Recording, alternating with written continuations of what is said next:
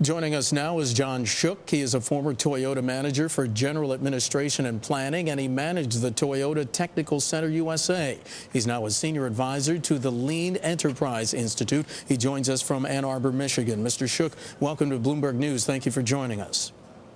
You're welcome, Mark. Sir, can you define for us, if you would, the extent of this crisis for Toyota? How bad is it? Well, I don't think there's any question that it's a huge crisis. And it's the first one of this magnitude the company's faced in a very, very long time.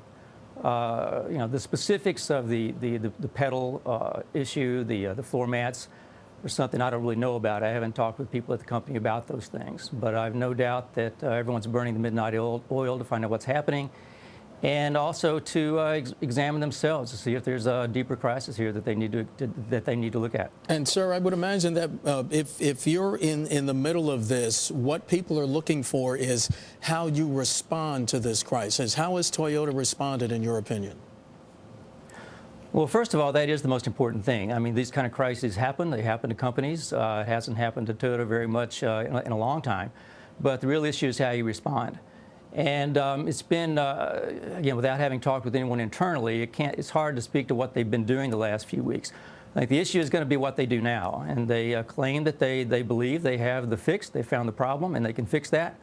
So what they have to do is, first of all, take care of the customers. A lot of customers have been hurt by this, some quite literally. And they have to take care of the dealers to make sure that the dealers can take care of the customers. And after that, they can turn their attention to themselves and try to do some of what they're very good at, which is root cause problem solving, and figure out what's what's been going on. What has been going on? Is it an issue of rapid expansion, maybe some cultural differences considering Toyota's global business?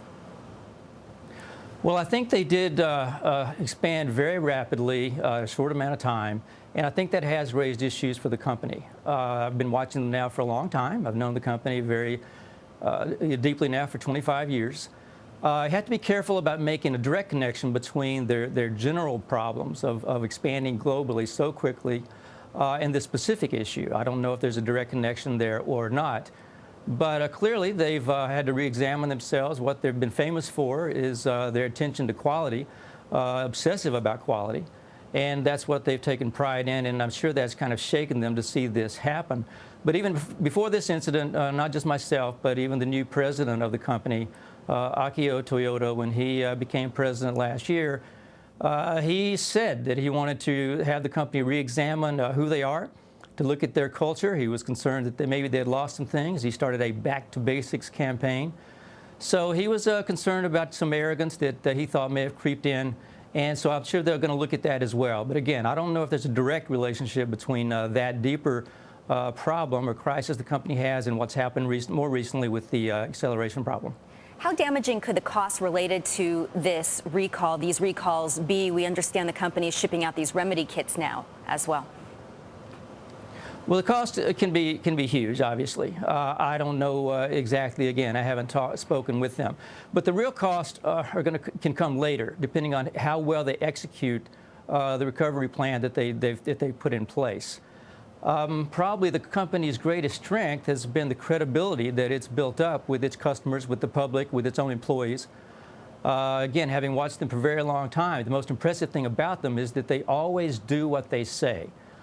They've built up incredible amounts of trust with the public, and that's the thing they have to concern themselves. Once they solve the immediate crisis, which is fixing these vehicles, taking care of their customers, then they have to look and see what sort of damage has been done to the trust between them and the company. So that cost could be much higher than the actual financial cost.